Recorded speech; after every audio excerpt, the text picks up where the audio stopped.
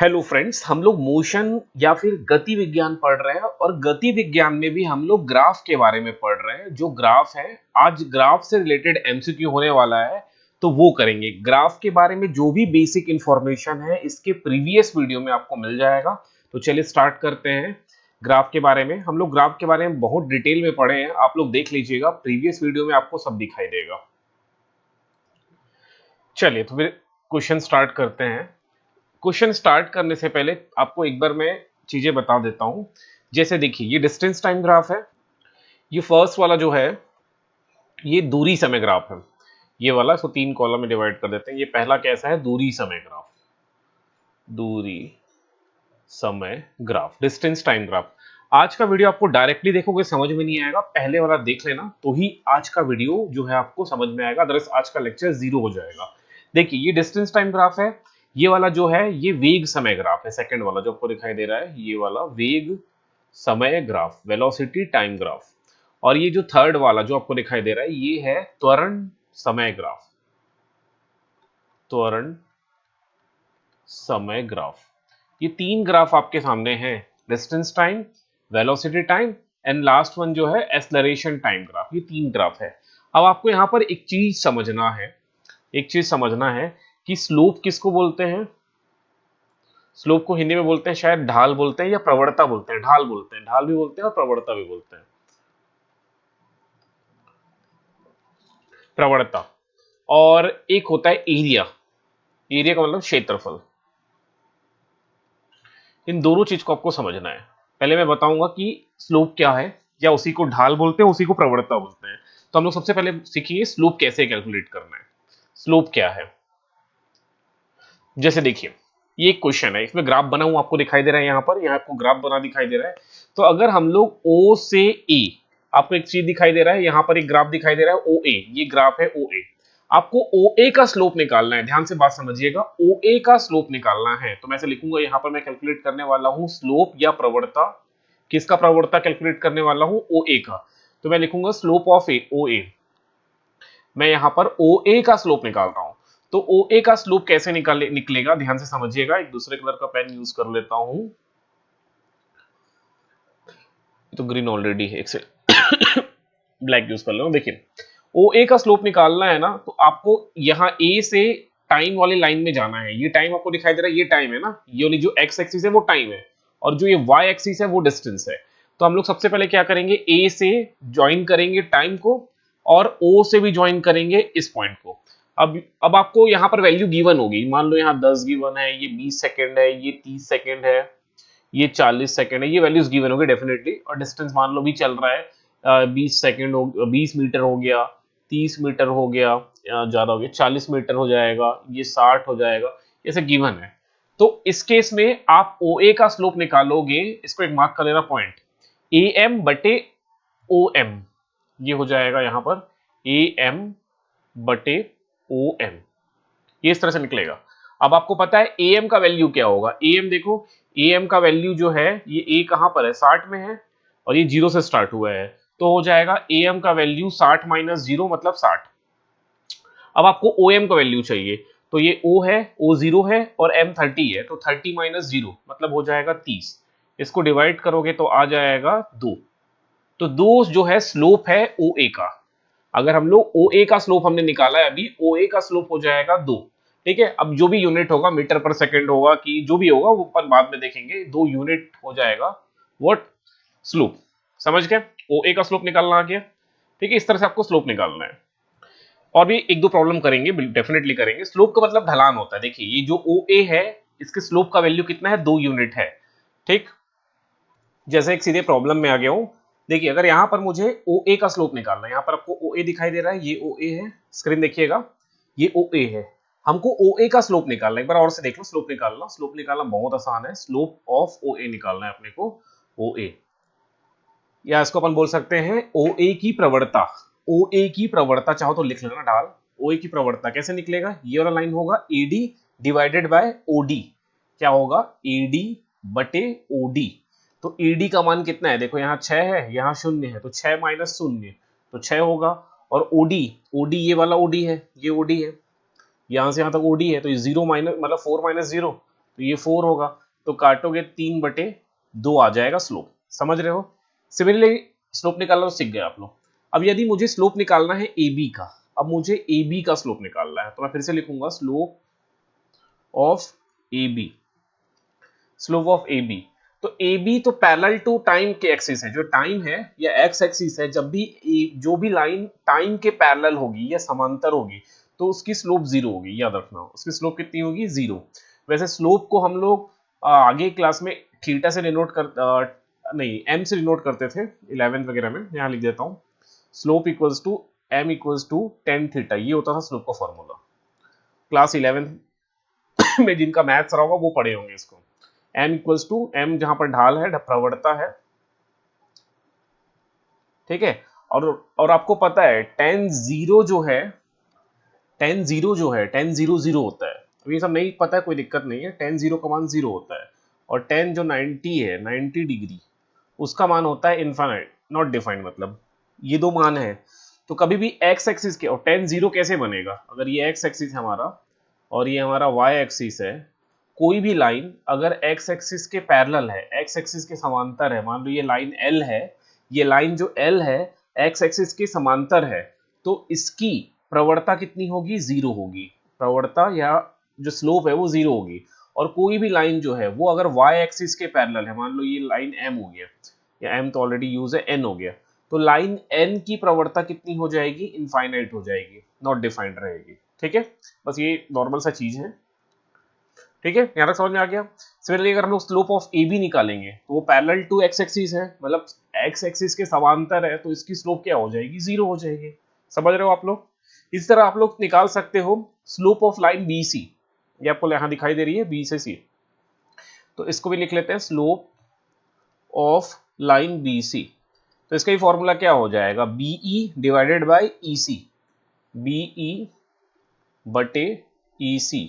अब देखो बीई का मान कितना है, ई कितना है? जीरो पे है, और बी कितने हैं? 6 पे है, तो इसका 6 माइनस जीरो 6 आ जाएगा। अब ई सी निकालो, ई 10 पे है, सी 16 पे है, तो 16 माइनस 10, 16 माइनस 10, यहाँ चाहो जीरो लिख सकते हो, तो 16 में 10 गया, 6 बचेगा, तो कट के कितना आ जाएगा?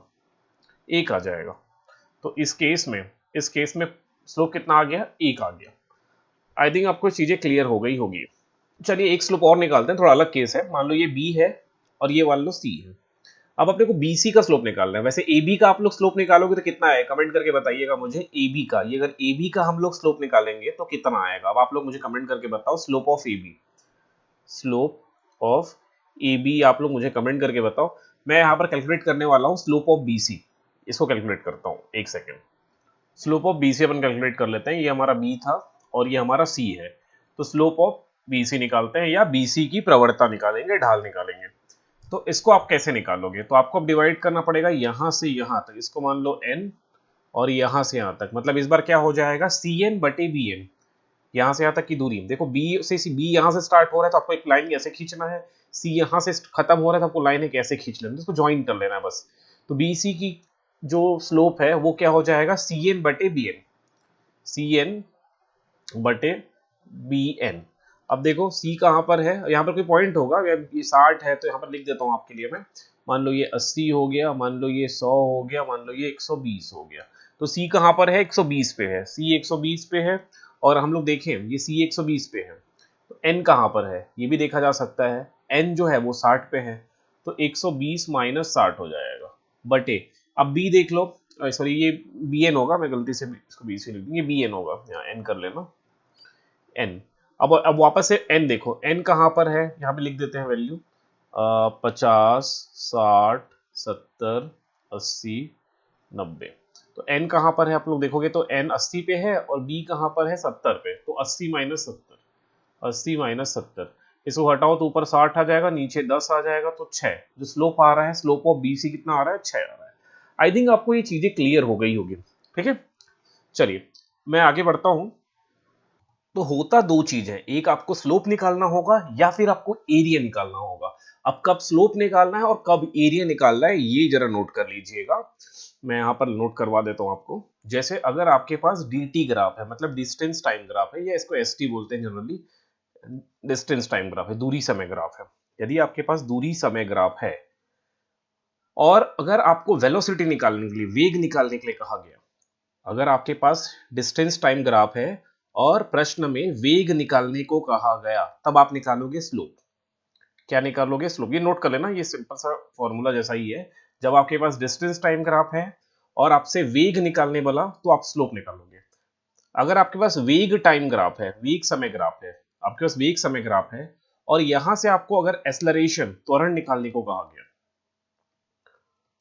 तो भी आप निकालोगे स्लोप। तो भी आप निकालोगे क्या? स्लोप। लेकिन आपके पास अगर वेग समय ग्राफ है और आपको दूरी निकालने को बोला गया, क्या निकालने बोला? दूरी निकालने के लिए बोला गया, तो भी आप, तब आप निकालोगे एरिया। उस केस में आप निकालोगे एरिया मतलब क्षेत्रफल। ये सब याद नोट कर लो, फिर अभी प्रैक्टिस करोगे, क्वेश्चन सॉल्व करोगे तो याद हो जाएगा कब क्या निकालना है। अगर आपके पास एक्सेलरेशन टाइम ग्राफ है, त्वरण समय ग्राफ है, त्वरण समय ग्राफ है और इसमें अगर आप क्षेत्रफल निकालोगे, इसमें आप निकालोगे क्षेत्रफल, तब आपको मिलेगा वेग। वेग जिनका साइंस, जो साइंस बैकग्राउंड से होंगे वो समझ गए होंगे, क्योंकि अगर हम लोग वेग का सूत्र दिखेंगे तो क्या होता है? डी एक्स बटे डी टी। अब ये समझ में नहीं आएगा क्या है एक्चुअली, क्या है? एक सेकेंड। दूरी में परिवर्तन की दर को ही वेग कहते हैं और यही एक्चुअल में dx बाई डी टी ही क्या होता है? dx बाई डी टी ही क्या होता है? वो होता है स्लोप होता है। इसलिए वेलोसिटी निकालने के लिए आपको क्या करना पड़ेगा? dt ग्राफ में स्लोप निकालना होगा। ठीक। और अगर एक्सेलरेशन टाइम ग्राफ है तो उसमें हम लोग इंटीग्रेशन करते थे, इंटीग्रेशन करते थे। ये डिफरेंशिएशन हो गया। इंटीग्रेशन करोगे तो जनरली एरिया कैलकुलेट होता है। ये साइंस वाले जो होंगे वो समझ रहे होंगे, बाकी समझने की जरूरत नहीं है। एग्जाम क्रैक करने के लिए आपको फॉर्मूले पता होना चाहिए, तो ये फॉर्मूला हमने याद रखो। एक्सेलरेशन टाइम ग्राफ है तो अगर आपको वेग फाइंड करने के लिए बोला गया तो आप निकालोगे एरिया या फिर क्षेत्रफल। ठीक है, ये तरह ही चीजें आपको याद रखनी है, इसको नोट कर लेना बस। ये बस नोट करने का चीज है, इसको नोट कर लो तो पूरा काम बन जाएगा। ठीक है, जैसे यही ग्राफ है, ये डिस्टेंस टाइम ग्राफ है। तो अगर इसमें मैंने बोला कि OA का स्पीड कितना होगा, OA में, ये देख आपको दिखाई दे रहा है डिस्टेंस टाइम ग्राफ है। कैसा ग्राफ है? डिस्टेंस टाइम ग्राफ है। और मैंने अगर आपसे पूछा कि निकालिए भाई स्पीड निकालिए ऑफ OA, ये ग्राफ ऐसे बढ़ रहा है ना, ये ग्राफ बढ़ रहा है, देखो 10 सेकंड में वो 20 मीटर पहुंच गया, 20 सेकंड में वो 40 मीटर पहुंच गया, 30 सेकंड में वो 60 मीटर पहुंच गया। यूनिफॉर्म स्पीड है, यूनिफॉर्म मोशन है ये। तो अगर मैं आपसे पूछूं कि OA में कितनी स्पीड है, तो आप निकालोगे स्पीड ऑफ OA। OA में कितनी स्पीड है? तो जब भी स्पीड निकालना है और डिस्टेंस टाइम ग्राफ है तो पीछे आके देखो, ये अगर हमारे पास डिस्टेंस टाइम ग्राफ दिया है, डिस्टेंस टाइम ग्राफ, और अपने को वेग या चाल या स्पीड, ये सब एक ही चीज है। स्पीड भी बोल सकते हो, चाल भी बोल सकते हो, सब एक ही चीज है। अगर आपसे डिस्टेंस टाइम ग्राफ में वेग निकालने बोले आपको, या स्पीड निकालने बोले, या चाल निकालने बोले, तो आप क्या निकालोगे? स्लोप निकालोगे। इस केस में क्या निकालोगे? स्लोप। तो यहां पर अब हम क्या निकालेंगे? स्लोप। तो अगर हमको OA में स्पीड निकालना है तो मैं निकालूंगा स्लोप ऑफ OA। और स्लोप ऑफ OA कैसे निकालेंगे? AM, ये रहा AM बटे MO। क्या करेंगे? AM बटे MO। तो AM का वैल्यू कितना दिया है? AM का वैल्यू आप अभी जस्ट निकाले हम लोग। AM का वैल्यू निकालोगे कैसे? ये AM है, आपको दिखाई दे रहा है, ये AM है। एक सेकेंड, यहां से यहां तक की दूरी AM है, तो M कितने पे है? 0 पे है, और A कितने पे है? 60 में। तो AM का मान हो जाएगा 60 माइनस 0। अब अपने को MO निकालना है। यहाँ M है और ये O है, ये MO है एक्चुअल में। तो M कहां पर है? 30 में है और O 0 में है, तो 30 minus 0 is the value of MO। तो 30 माइनस 0, तो 60 बटे 30, सिंपल से इसको काटोगे तो हो जाएगा 2। तो 2 मीटर पर सेकंड हो जाएगी स्पीड ऑफ बॉडी। कहां पर? O से A में। O से A में बॉडी की स्पीड या ऑब्जेक्ट की स्पीड या वस्तु की स्पीड कितनी हो जाएगी? 2 मीटर प्रति सेकंड। अगर अब हमसे पूछा गया A से B में निकालिए, आप A से B में, A से B में निकालिए। तो अगर हम A से B में निकालेंगे ना, तो ध्यान से समझिएगा, A से B में अगर हम लोग निकालेंगे तो इसकी स्पीड 0 आएगी, क्योंकि स्लोप केवल 0 है सीधे से, क्योंकि ऑब्जेक्ट कैसा? स्टेशनरी है, खड़ा हुआ है, मोशन में नहीं है। ठीक है, रेस्ट में है, गति में नहीं है। तो गति में नहीं है तो 0 ही आ गई। और फॉर्मूले से भी निकालोगे, ये लाइन किसके पैरेलल है, टाइम के पैरेलल है। जो ए बी है वो टाइम के पैरेलल है, टाइम मतलब एक्स एक्सिस के पैरेलल है, समांतर है, तो स्लोप तो जीरो ही होगा। ठीक है, समझ गए आप लोग। चलिए कुछ क्वेश्चंस की तरफ चलते हैं जो कि बेसिकली एमसीक्यू बेस्ड है। अब ये प्रश्न है, ध्यान से प्रश्न को पढ़ लेते हैं। प्रश्न में कहा जा रहा है कि आपको एक ग्राफ दिखाई दे रहा है, ठीक है, जो कि डिस्टेंस टाइम ग्राफ है। कैसा ग्राफ है, डिस्टेंस टाइम ग्राफ है। आपको यहाँ पर क्या क्या कैलकुलेट करना है, स्पीड निकालना है ए से बी स्पीड निकालना है, फिर बी से सी स्पीड निकालना है, फिर सी से डी स्पीड निकालना है। ये बहुत बेसिक क्वेश्चन है, ध्यान से समझिएगा, बहुत मजा आएगा क्वेश्चन को करने में। हमको डिस्टेंस टाइम ग्राफ दिया है, मतलब दूरी समय ग्राफ दिया हुआ है, और अपने को स्पीड निकालना है तीन। पहला स्पीड ए से बी निकालना है, ए से बी, ये आपको दिखाई दे रहा है, ए से बी स्पीड निकालना है। तो ए से बी कैसे निकालेंगे, ध्यान से देखो, ये ए से बी है, और हमको पता है डिस्टेंस टाइम ग्राफ में स्पीड निकालने के लिए आपको स्लोप निकालना पड़ेगा। तो पहला का उत्तर हो जाएगा स्लोप। इतना लिखने की जरूरत नहीं है, मैं आपको सब लिख के दिखा रहा हूँ, आपको एग्जाम में कुछ नहीं लिखना है, ये सब थोड़ी लिखोगे आप, एग्जाम में सीधे आपको सॉल्व करना है। स्लोप ऑफ ए बी लिखना थोड़ी है, कुछ लिखना नहीं होगा। तो स्लोप ऑफ ए बी कैसे निकलेगा, ये इसको एक सबको पॉइंट मार्क कर लो, इसको एम कर लो, इसको एन कर लो, इसको पी कर लो, इसको मैं से एम एन ओ कर देता हूँ। ये तो ए ऑलरेडी गिवन है, वैसे ए मार्क्ड है ये को क्या पॉइंट है, ए ही तो है ना, ये ए हो गया। अब हमको निकालना है स्लोप ऑफ ए बी, क्योंकि यही क्या होगा, स्पीड ऑफ ए बी, यही क्या है, स्पीड है ए बी। ए बी में मेरी कितनी स्पीड है ये हम निकाल रहे हैं। तो इसके लिए इसको आपको निकालना पड़ेगा स्लोप ऑफ ए बी। तो स्लोप कैसे निकालोगे, बी एम बटे ए एम, क्या हो जाएगा, बी एम बटे ए एम। अब बी एम निकाल लो, बी एम का मान कितना हो जाएगा, तो देखो बी कहां पर है, 4 में है, एम कहां पर है, 0 में है, तो 4 माइनस 0 हो जाएगा, क्या हो जाएगा, 4 माइनस 0 बटे ए एम निकालिए। ए एम, ए कहां पर है, अब यहाँ पर देखो मार्क नहीं है, इसको मार्क कर लेना थोड़ा सा, ये हो जाएगा 2 में हो जाएगा, ये 4 है, ये 6 होगा, ये 8 होगा, ऐसे ही गिवन गायब गायब होगा, आपको करना पड़ेगा, ये 12 होगा, फिर 14 आ गया, तो ये 16, ये 18, समझ रहे हो, इस तरह के प्रश्न आएंगे। ठीक है, ये ग्राफ यहाँ पर थोड़ा बड़ा दिखाई दे रहा होगा आप लोग को, चाहो तो यहाँ से एक बार देख लो। ठीक है, तो देखो हमको चाहिए अब एम चाहिए, एम निकालना है ना, एम निकालना है। तो एम कहाँ पर है, 10 में है, और ए कहाँ पर है, 2 में है, तो 10 माइनस 2 हो जाएगा, क्या हो जाएगा, 10 माइनस 2, तो मतलब 4 बटे 8 आ गया। इसको सॉल्व करोगे तो 0.5 हो गया, 1 बटे 2 या 0.5 मीटर प्रति सेकेंड। ठीक है, सॉरी किलोमीटर में है, देखो डिस्टेंस किलोमीटर में है और टाइम सेकंड में है, तो किलोमीटर प्रति सेकंड होगा, ये क्या होगा, किलोमीटर प्रति सेकंड, किलोमीटर प्रति सेकंड। दूसरा प्रश्न, दूसरा देखो बीसी का निकालने बोला है, दूसरे में क्या बोला है, बीसी का, यहाँ आपको दिखाई दे रहा होगा, यहाँ पर बी से सी स्पीड कितनी है, तो बी से सी जो है वो एक्स एक्सिस के पैरेलल है, तो यहाँ स्पीड कितनी होगी, 0। तो दूसरा में अगर आप लोग स्पीड निकालोगे तो सीधे लिख सकते हो 0। और तीसरा तीसरा बोला गया है सी से डी, तीसरा क्या बोला गया है, सी से डी। तो थोड़ा इसको रफ कर देते हैं ताकि थोड़ा अच्छे से दिख जाए, ये हो गया सी से डी, तो ये सी है, इसको इस तरह से ज्वाइन कर लेना यहाँ पर। तो चलो इसको भी निकालना है, speed of C to D, तो आप लोग निकालोगे C D, line C D का स्लोप। ठीक है, so slope of line C D, slope of line C D हमको निकालना है, प्रवणता सी डी की प्रवणता, मैं हिंदी में लिख देता हूँ, सी डी की प्रवणता या ढाल। तो इसका सूत्र क्या हो जाएगा, सी डी के लिए इसको मार्क कर लो, M N O P Q, Q mark कर लो इसको, ये जो पॉइंट है ना, ये वाला जो पॉइंट है, ये इसको क्यू मार्क कर लिया। तो इसका फॉर्मूला क्या हो जाएगा, सी डी के लिए डी क्यू बटे सी क्यू, डी क्यू बटे सी क्यू। तो चलो डी क्यू कैलकुलेट कर लो, डी कहां पर देखो 14 में है, और क्यू कहां पर है देख लो 4 में है, तो 14 माइनस 4। सी कहां पर है देख लो, सी 14 में है, और क्यू कहां पर है 18 में, तो 18 माइनस 14, तो ये 10 बटे कितना हो जाएगा, 18 में 14 गया 4, 10 बटे 4, इसको सॉल्व कर लोगे तो कितना हो जाएगा, 5 बटे 2, मतलब 2.5, 2.5, तो 2.5 किलोमीटर प्रति सेकंड। ठीक है, अब आई थिंक आपको समझ में आ गया होगा ए से बी स्पीड कितनी आई है, 1/2 या 0.5 किलोमीटर प्रति सेकंड। बी से सी में स्पीड कितनी है, 0, बिकॉज वो जो लाइन है, बीसी जो लाइन है वो एक्स एक्सिस के समांतर है। और सी डी में हमारी स्पीड कितनी आई है, 2.5 मीटर किलोमीटर पर सेकंड। आपके ऑप्शन क्वेश्चंस में कैसे प्रश्न आ सकते हैं कि इन मतलब इस तीन सिचुएशन में ए बी बी सी और सी डी, इनमें से ऑब्जेक्ट की स्पीड सबसे फास्ट किस में है, तो ऑप्शन ए हो जाएगा, A to B option B हो जाएगा, B to C option C हो जाएगा, सी से डी और ऑप्शन डी हो जाएगा इनमें से कोई नहीं, या सब। तो इस तरह से आपको सॉल्व करना है, ठीक है।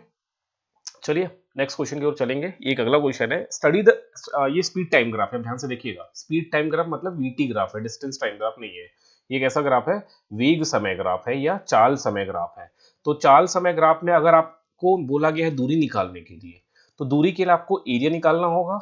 अगर आपको बोला गया है त्वरण निकालने के लिए या एक्सेलरेशन निकालने के लिए, तो त्वरण आपको निकालने के लिए निकालना पड़ेगा व्हाट स्लोप, ठीक है। तो ये यहाँ पर मैं लिख दिया हूं। अभी अपने क्वेश्चन में पढ़ लेते हैं क्या निकालना है। Calculate the retardation. रिटार्डेशन का मतलब होता है नेगेटिव एक्सेलरेशन, ध्यान से समझिएगा। मतलब ऋणात्मक त्वरण क्या होता है? ऋणात्मक एक्सेलरेशन या फिर नेगेटिव एक्सेलरेशन या फिर ऋणात्मक त्वरण। तो अपने को त्वरण निकालने बोला है। तो ये जो है ना, ओ ए जो है वो धनात्मक त्वरण है, और ए से बी तो त्वरण के लिए 0 है, और बी से सी में ऋणात्मक त्वरण होगा। तो अपने को ये निकालना है, ये नेगेटिव है, यहाँ पर त्वरण 0 होगा और यहाँ पर त्वरण धनात्मक है। तो अपने को नेगेटिव एक्सेलरेशन निकालने बोला है क्वेश्चन में। ध्यान से देखिएगा, इस तरह क्वेश्चन आपको घुमा सकता है, ऑप्शन भी गिवन है, ठीक है। ये प्रीवियस वीडियो देखना, प्रीवियस वीडियो मैंने बहुत डिटेल में बात किया। फिर भी कोई डाउट हो तो आप लोग कमेंट में पूछ सकते हो, ठीक। ये O से A धनात्मक त्वरण है, A से B में त्वरण की वैल्यू 0 है, और B टू C में एक्सेलरेशन कितनी है? नेगेटिव है, या त्वरण कितनी है? ऋणात्मक है। तो अपने को प्रश्न में बोला गया है कि आप रिटार्डेशन कैलकुलेट करिए। तो रिटार्डेशन हमेशा नेगेटिव एक्सेलरेशन होता है, ओके। चलिए वापस आते हैं। तो प्रश्न में हमें त्वरण कैलकुलेट करना है, मतलब स्लोप ही निकालना है। और स्लोप कहां से निकालेंगे? लाइन BC का निकालेंगे, क्योंकि B से C ही घट रहा है, ठीक है। चलो मैं थोड़ा रफ कर रहा हूं। सो ये बी से सी मुझे क्या निकालना है?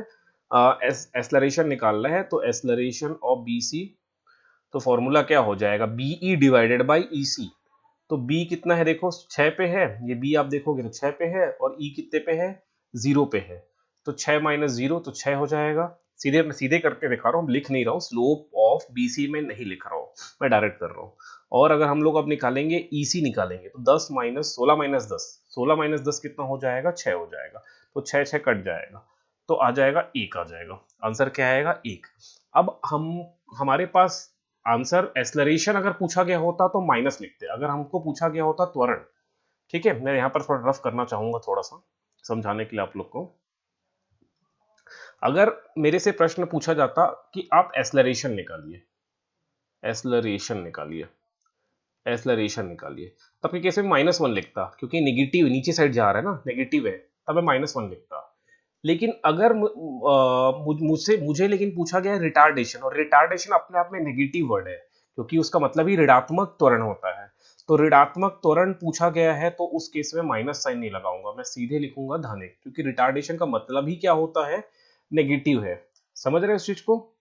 अगर एक्सेलरेशन पूछा गया होता तो -1 लिखता, लेकिन अगर रिटार्डेशन पूछा है तो रिटार्डेशन अपने आप में नेगेटिव वर्ड है, इसलिए उसमें माइनस साइन लगाने की जरूरत नहीं है।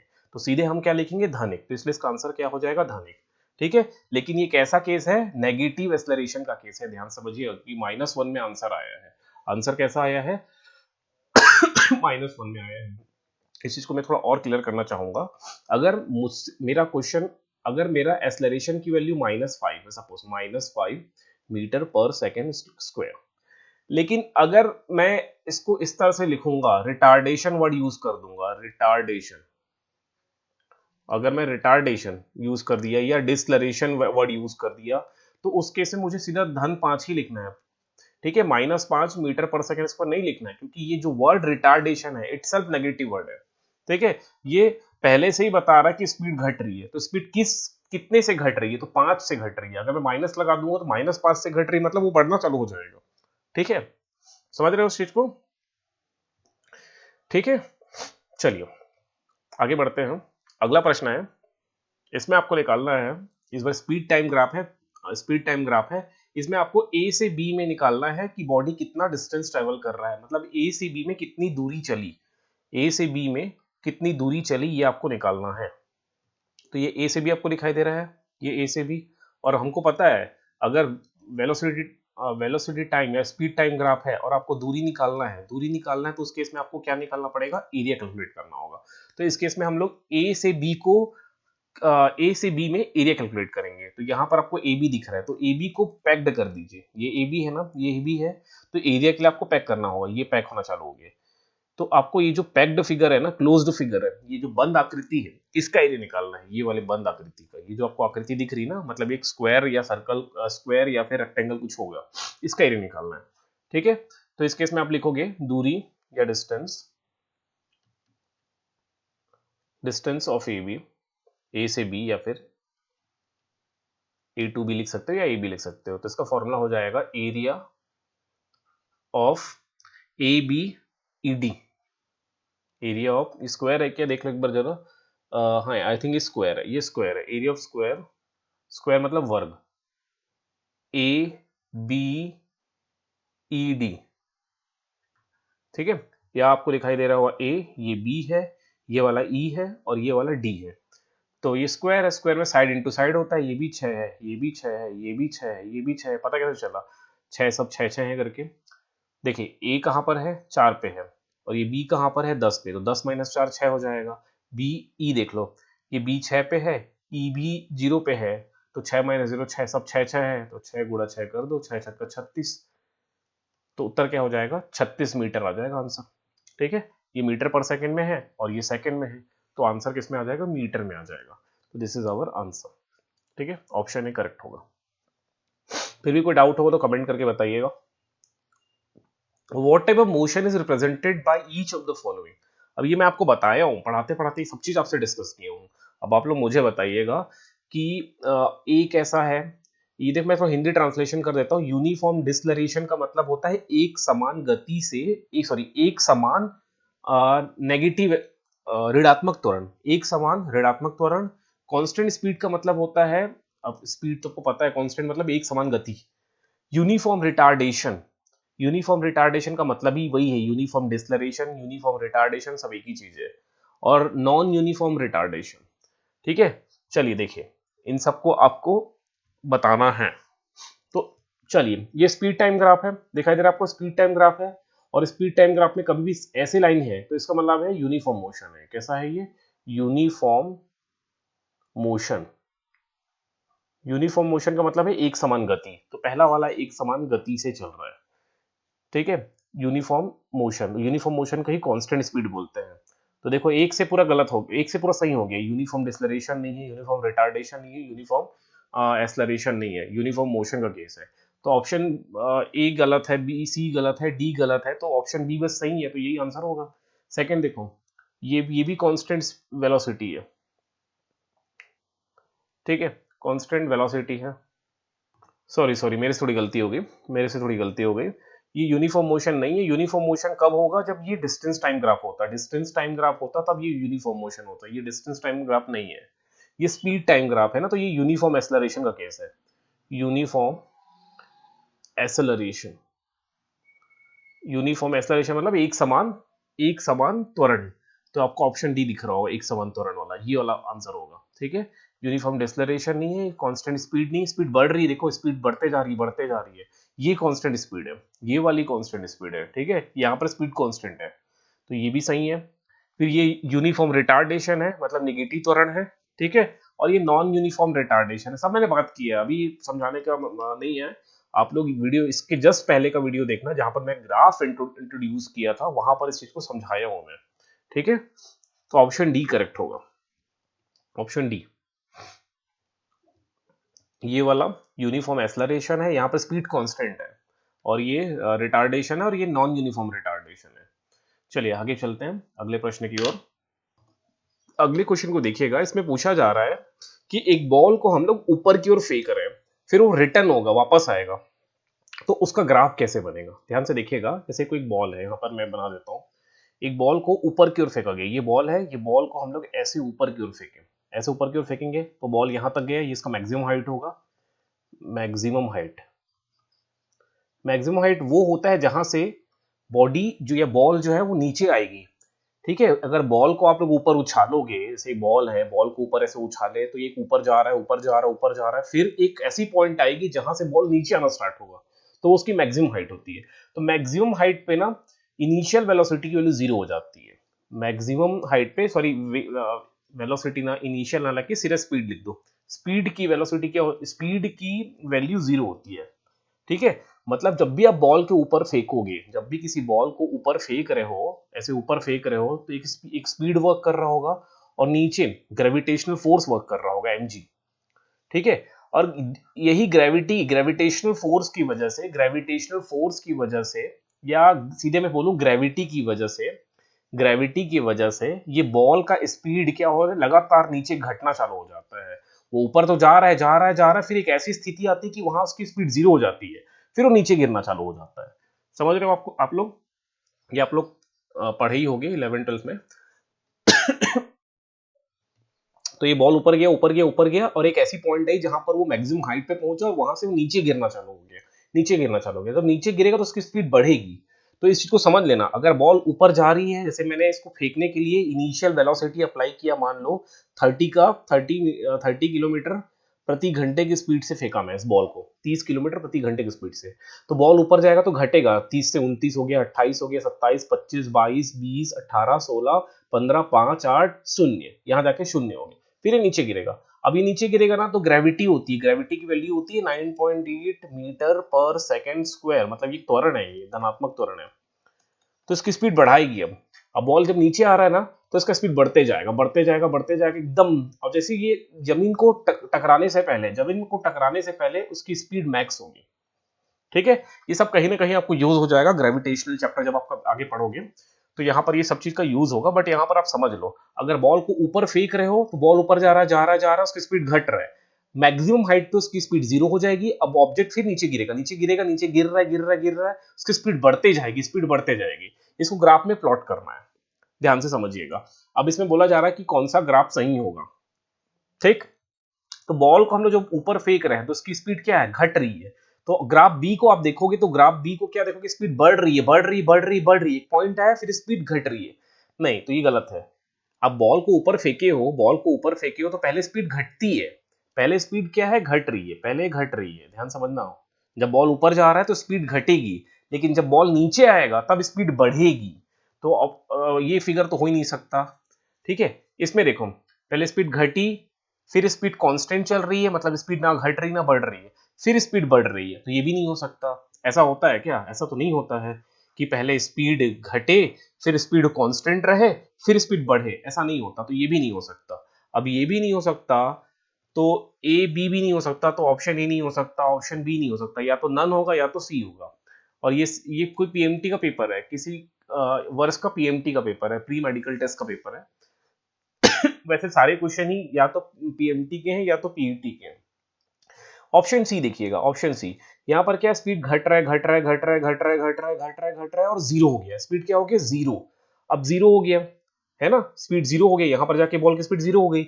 अब बॉल जब नीचे गिरेगा तो उसकी स्पीड बढ़ेगी बढ़ेगी बढ़ेगी बढ़ेगी बढ़ेगी, तो ये वाला फिगर क्या हो जाएगा, करेक्ट हो जाएगा, ऑप्शन सी। या अगर ये स्पीड की जगह एस्लरेशन होता, ध्यान से बात समझना, अगर ये यहाँ पर स्पीड की जगह वेलोसिटी होता, तब ग्राफ ऐसे नीचे जाता, क्योंकि अब डायरेक्शन चेंज हो गया है। क्योंकि हमको पता है वेग एक वेक्टर क्वांटिटी है, सदिश राशि है। तो अगर ऊपर को मैं धनात्मक लिया हूं तो नीचे को मुझे ऋणात्मक लेना ही पड़ेगा, ठीक है, आगे बताऊंगा मैं। अगर यहाँ स्पीड की जगह वेग लिखा होता ना, तो आंसर नन ऑफ दिस होता, क्या होता, इनमें से कोई नहीं होता। लेकिन ये स्पीड लिखा है, तो स्पीड की केस में ऑप्शन सी क्या हो जाएगा, करेक्ट हो जाएगा, मतलब हमारा ऑप्शन सी जो है वो सही है, ठीक है।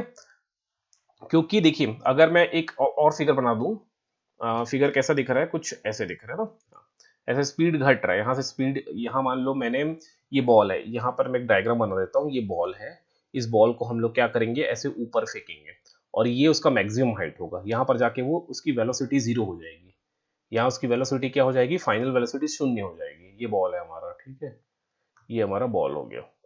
और यहाँ पर मान लो इनिशियल वेलोसिटी की वैल्यू 30 मीटर पर सेकंड की स्पीड से मैं फेंका हूँ, तो ये मेरा 30 होगा, यहाँ पर ये 20 है, ये 10 है और ये 0 है।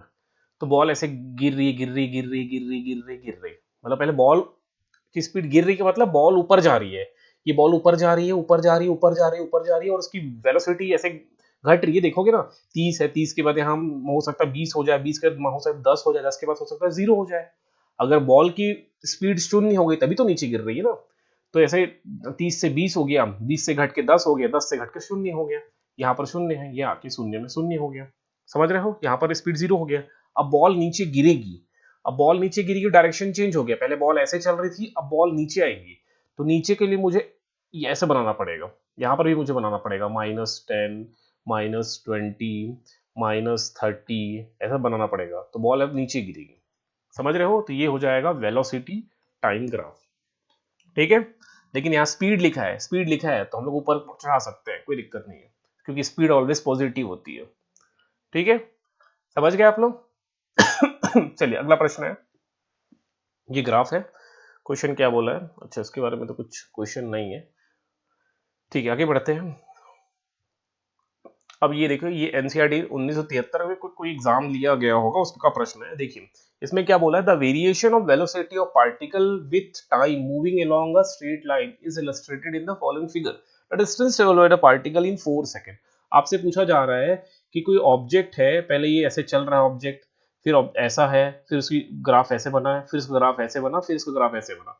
तो आपसे पूछा जा रहा है ये 0 से 4 सेकंड में वो कितनी गति, उसकी कितनी डिस्टेंस है, दूरी है, वो कितना दूरी ट्रेवल किया, मतलब डिस्टेंस ट्रेवल किया। तो आपको पता है ये वीटी ग्राफ है, कैसा ग्राफ है? वीटी ग्राफ है, वेलोसिटी टाइम ग्राफ है, मतलब वेग समय ग्राफ है। और वेग समय ग्राफ में हमको अगर दूरी निकालना है, डिस्टेंस निकालना है, तो हम क्या निकालेंगे? क्षेत्रफल निकालेंगे। और अगर हमको त्वरण निकालने बोला गया होता, हमको त्वरण निकालने बोला गया होता, तब हम निकालते स्लोप। ठीक है, तो यहाँ पर हमको बोला गया है आप निकालिए दूरी, दूरी निकालिए, और वीटी ग्राफ है तो उसके इसमें हम क्या निकालेंगे? एरिया निकालेंगे। तो यहाँ पर आपको 4-5 फिगर दिख रहा है, मैं मार्क कर देता हूँ। ये मान लो ए हो गया, ये मान लो ओ है, ये ए, ये हो गया बी, ये हो गया सी, ये हो गया डी, इसको पी, ये क्यू, ये आर और ये एस। आपको 4 फिगर दिखाई दे रहा है। फिगर एक ट्राइंगल है, ट्राइंगल मतलब त्रिभुज है, ये आपको त्रिभुज दिखाई दे रहा है एपीओ। फिगर जो 2 है, ये जो फिगर 2 है, ये एक रेक्टेंगल है ए बी क्यू पी। फिर फिगर जो 3 है, फिगर जो 3 है, एक सेकेंड, फिगर जो 3 है वो एक्चुअल में ट्रेपीजियम है। अब ट्रेपीजियम को हिंदी में क्या बोलते हैं मुझे याद नहीं आ रहा है, ट्रेपीजियम दिखता है ऐसे कुछ है, ऐसे ट्रेपीजियम दिखाई देता है, तो आप लोग कमेंट करके बताइएगा ट्रेपीजियम को हिंदी में क्या बोलते हैं। ये ट्रेपीजियम है, ऐसा होता है, इसमें ये और ये साइड ना समांतर होता है। इसका एरिया का, क्षेत्रफल का फॉर्मूला होता है half sum of parallel sides, मतलब समांतर भुजाओं का योग, समांतर भुजाओं का योग, समांतर भुजाओं का योग गुणा ये परपेंडिकुलर हाइट, हाइट मतलब ऊंचाई, ये सूत्र होता है ट्रेपीजियम का। ठीक है, और चौथा फिगर भी आई थिंक रेक्टेंगल, ये सी डी एस आर। इन चारों का एरिया निकालना है और चारों को जोड़ देना है, तो आपको निकल जाएगा आपका व्हाट, वो निकल जाएगा, डिस्टेंस निकल जाएगा। ठीक है, तो चलिए यहाँ साइड में डिस्टेंस कैलकुलेट कर लेते हैं। बहुत ही आसान क्वेश्चन है, ये सब क्वेश्चन बहुत आसान है। देखिए पहला ट्राइंगल है, ये वाला ट्राइंगल है, ट्राइंगल का एरिया का फॉर्मूला क्या होता है? Half base into height, half base into height. इतना आपको पता होना चाहिए, तभी तो आप कंपटीशन एग्जाम की तैयारी कर रहे हैं, तो इतना तो पता होना ही चाहिए। अगर ये नहीं पता है तो फिर एग्जाम कैसे निकलेगा? तो ट्राइंगल या त्रिभुज का एरिया का सूत्र होता है हाफ बी एच, ये पता होना चाहिए। तो चलिए निकाल लेते हैं। बी की वैल्यू ये है, जो कि 1 दिख रहा है आपको सीधा, 1/2 गुड़ा 1 गुड़ा एच कितना दिखाई दे रहा है? 20 माइनस 0 मतलब 20, तो 20 का आधा 10, तो ट्राइंगल का एरिया कितना आ गया? 10 आ गया। ये आपको रेक्टेंगल है, सीधे सीधे आप कर दो। ये 1 दिया है, 1 यूनिट है, और ये 20 दिया है, तो 20 एकम 20, तो ये 20 हो गया। ट्रेपीजियम निकालो, half sum of parallel sides, तो एक हो गया बी क्यू, एक क्या है? B Q. ये सब मैं आपके लिए लिख रहा हूँ, आपको एग्जाम में सब नहीं लिखना है, ना ही ये डायग्राम में इतना गोदना है, एकदम चुटकी 10 सेकंड में मैं कर लूंगा, आप कोशिश करो 20 सेकंड में कर लो, 30 सेकंड में, 30 सेकंड में आप कर लो, 10 सेकंड में मैं कर लूंगा। इतना लिखूंगा थोड़ी, ये सब फिगर को मार्क करूंगा, यहाँ 1 2 3 4 लिखूंगा, यहाँ ए बी सी डी कुछ नहीं लिखूंगा भाई। ट्राइंगल है, ट्राइंगल के एरिया निकालूंगा, ये रेक्टेंगल है, रेक्टेंगल के एरिया निकालूंगा, ये ट्रेपीजियम है, ट्रेपीजियम के एरिया निकालूंगा, फिर से रेक्टेंगल या आयत है, इसका एरिया निकालूंगा, जोड़ दूंगा। मेरा हो गया आंसर। इतना ही करना है, सब सूत्र थोड़ी लिखते बैठे रहूंगा। कोई थ्योरेटिकल एग्जाम थोड़ी है कि इसको लिख के दिखाऊंगा half into B Q plus what C R, ये सब थोड़ी लिख के दिखाऊंगा, नहीं लिखूंगा। इंटू हाइट एच कुछ नहीं लिखाऊंगा, सीधे कैलकुलेट करूंगा। तो 1/2, बी क्यू का वैल्यू कितना था? 20 है, सी आर का वैल्यू कितना है? देखो ये 10 है, और हाइट का वैल्यू कितना है, ये उनकी हाइट हो जाएगी 2 माइनस 3 मतलब एक हाइट है। सॉल्व कर लो। तो 20 और 10 30, 30 का आधा 15, तो इसका एरिया कितना आ गया 15। इसका एरिया निकाल लो, सी डी कितना है देखो 1 है और डी एस कितना है 10 है, तो 10 एरिया आ जाएगा। जोड़ो 10 धन 20 30 हो गया, 10 40, 10 50, 5 55, इसका आंसर कितना हो जाएगा 55। तो 55 मीटर इसका आंसर है सीधे सीधे। ठीक है, एक ही चीज याद रखना है यार कि अगर कौन सा ग्राफ दिया है, कब एरिया निकालना है और कब स्लोप निकालना है, बस आपको यही याद रखना है। ठीक है, बाकी आप निकाल ही लोगे। ठीक है, चलिए आगे देखें दूसरे प्रश्न की ओर। एक ये प्रश्न है, ये एमटी में है और पीईटी प्री मेडिकल टेस्ट और प्री इंजीनियरिंग एग्जाम में पूछा गया है। आरपीईटी में राजस्थान के एग्जाम में भी पूछा गया है। चलिए प्रश्न पूछा जा रहा है, फॉर द वेलोसिटी टाइम, मतलब ये वीटी ग्राफ है। Shown in the figure below, the distance covered by the body in the last 2 second. Distance covered by the body in last 2 second, ये last 2 second है, ये 5 से 1 6 और 7, ये last 2 second है। यहाँ पर का डिस्टेंस आप निकालो बोला जा रहा है, यहाँ कितना है डिस्टेंस लास्ट 2 सेकेंड में। ठीक है, मतलब 5 to 7 में। यहाँ दूरी निकालो 5 से, ये लास्ट 2 सेकेंड तो यही है ना, लास्ट 2 सेकेंड। फिर बोला जा रहा है covered by last 2 second of its motion is what fraction of the total distance. फिर आपसे सीधे बोल रहा है कि डिवाइड कर दो टोटल डिस्टेंस। टोटल डिस्टेंस कहाँ से है, ये 1 से 7 के बीच है, तो ये 1 to 7 आपको ये निकालना है। ठीक है, बहुत आसान है, कुछ नहीं करना। वीटी ग्राफ है, वीटी ग्राफ में वीटी ग्राफ में अगर दूरी निकालें, वीटी ग्राफ में दूरी निकालें, तो अभी मैं आपको बताया था लिख के, यहाँ पर लिखा था वीटी ग्राफ है। वीटी ग्राफ में दूरी निकालना है, मतलब आपको क्या निकालना है, एरिया निकालना है। निकालिए एरिया, एरिया का सूत्र पता होना चाहिए। सूत्र पता है तो निकाल लोगे। तो एक बार पूरा निकाल लो, फिर लास्ट टू सेकंड का निकाल लो, बस यही चीज है। एक बार पूरा निकालो और लास्ट 2 सेकंड का निकालो। एक सेकंड, तो मैं पहले पूरा निकाल रहा हूँ। ये एक ट्राइंगल है, पहला फिगर, दूसरा फिगर आयत है, तीसरा फिगर फिर आयत ट्राइंगल है, त्रिभुज है। जोड़ दो, यहां से यहां तक कितना है 2 यूनिट है, यहां से यहां तक कितना है 10 यूनिट है। कितना है हाफ इंटू 2 यूनिट इंटू 10, तो 2 एकम, तो कितना 10 आ रहा है सीधे सीधे, है ना। तो इसका उत्तर कितना आ रहा है 10। इसका भी 10 ही आ रहा होगा, देख लेना, क्योंकि यहाँ भी 2 यूनिट है, 10 ही आ रहा है। अब ये रेक्टेंगल का निकाल लो। रेक्टेंगल कितना है, ये जो साइड है, लंबाई कितना दिया है 10 यूनिट है, चौड़ाई कितना दी है 2 यूनिट है, तो 10 दूनी 20, इसका 20 आ रहा है। तो टोटल कितना हो गया 40। तो टोटल हो गया 40, तो नीचे 40 आ जाएगा। और लास्ट 2 सेकंड ये वाला है, लास्ट 2 सेकंड फिगर 3, इसका कितना आ रहा है 10 आ रहा है, तो 10/4 मतलब 1/4। तो फ्रैक्शन कितना हो गया 1/4, मतलब ऑप्शन बी करेक्ट हो जाएगा। ठीक है, देखिए कितना आसानी से बन रहा है क्वेश्चन। आपसे भी ऐसे ही बनेगा, बस प्रैक्टिस करिए। अब ये प्रश्न है, इस प्रश्न को देखिए। The displacement of a particle as a function of time, मतलब ऐसा लिख दिया ना कि जो डिस्प्लेसमेंट है वो फंक्शन ऑफ टाइम है, का मतलब ये डिस्प्लेसमेंट टाइम ग्राफ है। ठीक है, विस्थापन समय ग्राफ है। Is shown in the figure shows that, अब फिगर क्या चीज बता रहा है आपको बताना है। तो अगर आप लोग देखोगे, ये फिगर ऐसे जा रहा है जा रहा है जा रहा है, फिर इसकी स्पीड कांस्टेंट हो गई है। ठीक है, 20 में जाके रुक गई है। ठीक है, 20 मीटर कांस्टेंट नहीं हो गई हो, 20 मीटर चलने के बाद रुक गया है, वो रेस्ट पे आ गया है। तो अगर ऑप्शन ए पढ़ूं, the particle starts with certain velocity but the motion is retarded and finally the particle stop, एकदम सही बोल रहा है ये वाला। तो बी पढ़ लेते हैं, the velocity of particle is constant through, गलत है। वेलोसिटी कांस्टेंट आपको लग रहा है क्या, वेलोसिटी कांस्टेंट नहीं है, वेलोसिटी चेंज होगी, यहाँ पर जाके स्पीड 0 हो जा रहा है, यहाँ पर कुछ स्पीड है पार्टिकल की। तो इसने बोला कि वेलोसिटी पूरे मोशन में क्या है कांस्टेंट है, तो गलत है।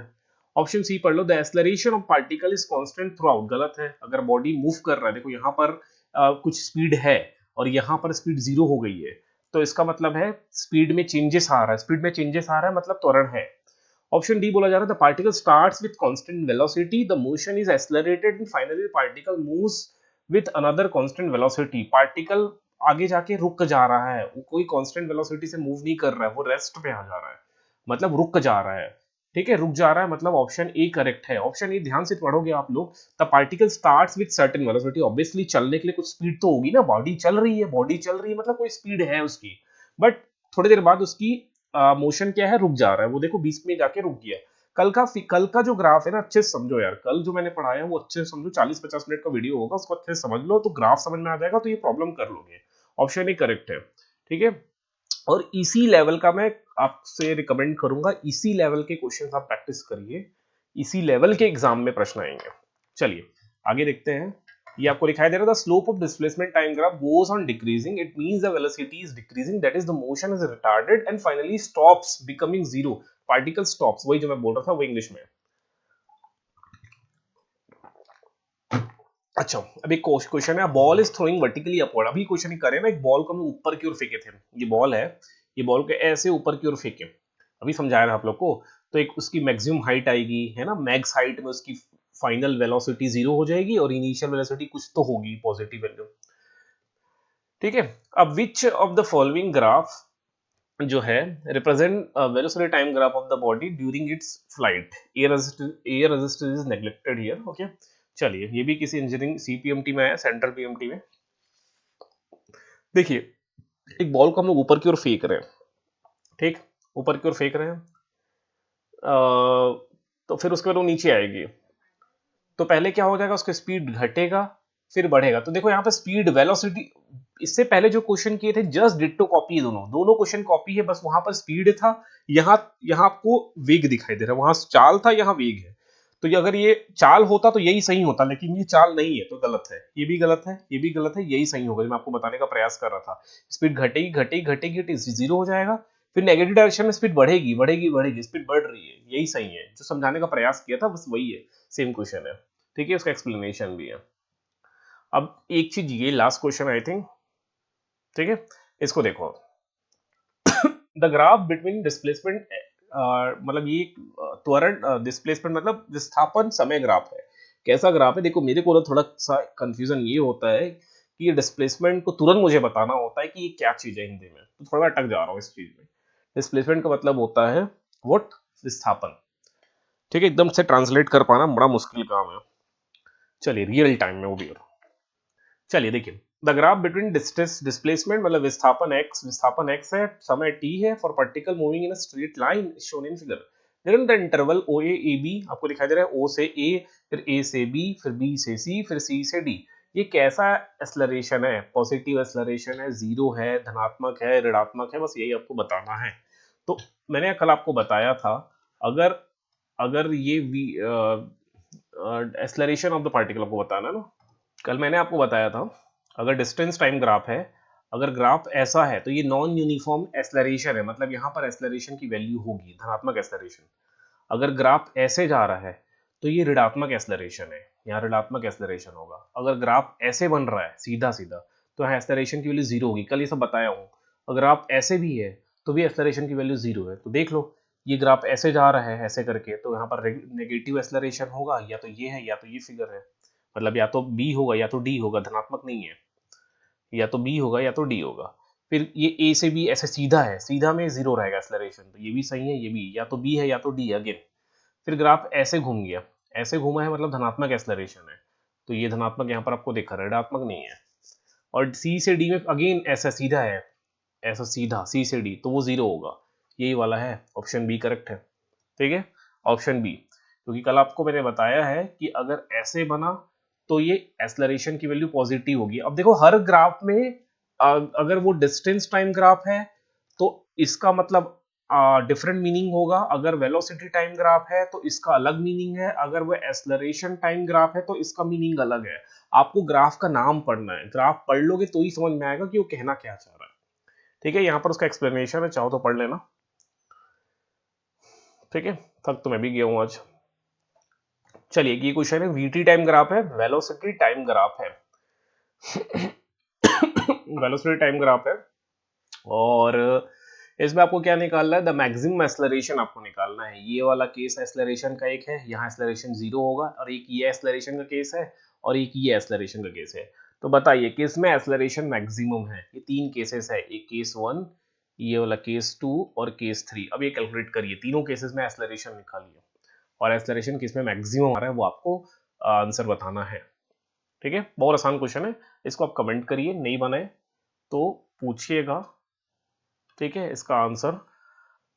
चलिए बताइए, कमेंट करके बताइए, इसका आंसर कमेंट करिए, मैं वेट कर लेता हूँ, मैं निकाल भी देता हूँ। ये कितना है, 20/20, तो यहाँ एक्सेलरेशन एक आ रहा है, इसमें भी निकाल लेते हैं, ये वाले फिगर में। यहाँ पर कितना आ रहा है, 80 में 20 गया, 80 में 20 गया, 60/10, तो 6 आ रहा है यहाँ पर, तो यही वाला होगा। एक ये भी देख लो, 6 ही तो, 6 से बड़ा नंबर भी नहीं है।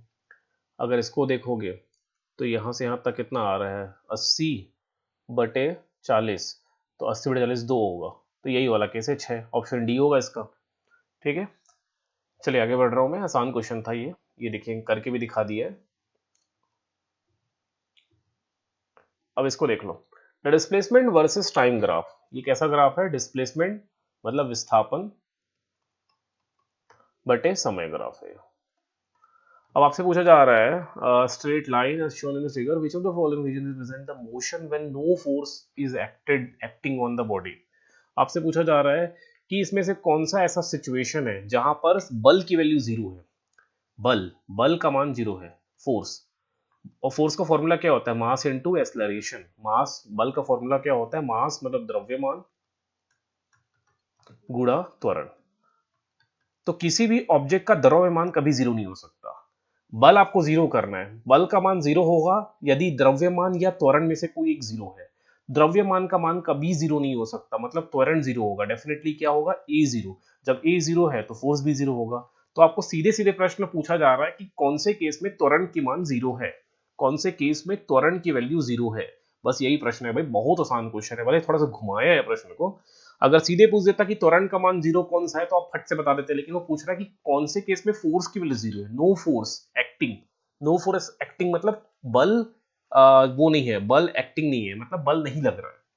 तो देखो ये वाला नेगेटिव एक्सेलरेशन है, मतलब एक्सेलरेशन है, ये वाला भी आई थिंक नेगेटिव एक्सेलरेशन है, मतलब एक्सेलरेशन है, ये वाला पॉजिटिव एक्सेलरेशन मतलब एक्सेलरेशन है। ये सीधे खींचा है, जब भी ऐसे सीधे खींचता है तो वो यूनिफॉर्म मोशन का केस होता है, यूनिफॉर्म मोशन। तो यूनिफॉर्म मोशन में एक्सेलरेशन की वैल्यू क्या होती है, जीरो होती है, कल बताया था मैं। ठीक है, तो सी डी इसका आंसर हो जाएगा। ठीक है, अब एक क्वेश्चन है ये वाला देखो, एक्स टी ग्राफ, एक्स मतलब डिस्प्लेसमेंट टाइम ग्राफ है, ये भी विस्थापन समय ग्राफ है, विस्थापन समय ग्राफ है, सेंट्रल पीएमटी 1984 में पूछा गया, जब आप लोग पैदा नहीं हुए थे तब का प्रश्न है जो आज, लेकिन वो प्रश्न आज आपके एग्जाम के लिए इंपॉर्टेंट है। अब देखिए ये यूनिफॉर्म मोशन है, कल बताया हूं भैया, कल सब देख लेना, एक समान गति है, ये यूनिफॉर्म मोशन मतलब एक समान गति है, और यहाँ पर गति शून्य है, गति की वैल्यू नहीं है, मतलब बॉडी रेस्ट में है या रुका हुआ है, रुका हुआ है, रेस्ट में है। तो बता दो कांस्टेंट वेलोसिटी नहीं हो सकता, कांस्टेंट वेलोसिटी कहाँ है, यहाँ पर वेलोसिटी है लेकिन यहाँ नहीं है। Velocity of body continuously changing, instantaneous velocity, the body travels with constant speed up to t1 and then stops, यही सही है भाई। the body जो है वो चल रहा है कांस्टेंट स्पीड से अप टू t1, यहाँ से देखो, यहाँ से चालू हुआ, चल रहा है चल रहा है चल रहा है चल रहा है, कहाँ तक, t1 तक, t1 तक वो कांस्टेंट स्पीड से चल रहा है, उसके बाद जो बॉडी है वो रुक जा रहा है, तो ये ऑप्शन डी करेक्ट होगा इसका। ठीक है, ठीक है, up to time t1 slope of graph is constant and after t1 slope is zero, that is the body travels with constant speed up to t1 and then stops. ठीक है, इतनी English तो आपको आनी चाहिए, नॉर्मल सा English है। ठीक है, आई थिंक यही तो हमारा अब मोशन ग्राफ ये टॉपिक ओवर हुआ, कंप्लीट हो गया। ठीक है, कंप्लीट हो गया, कुछ क्वेश्चंस मैंने आपसे डिस्कस किए हैं, फिर भी कोई डाउट होगा तो आप लोग पूछ लेना। ठीक, चलिए फिर मिलते हैं अगली वीडियो में।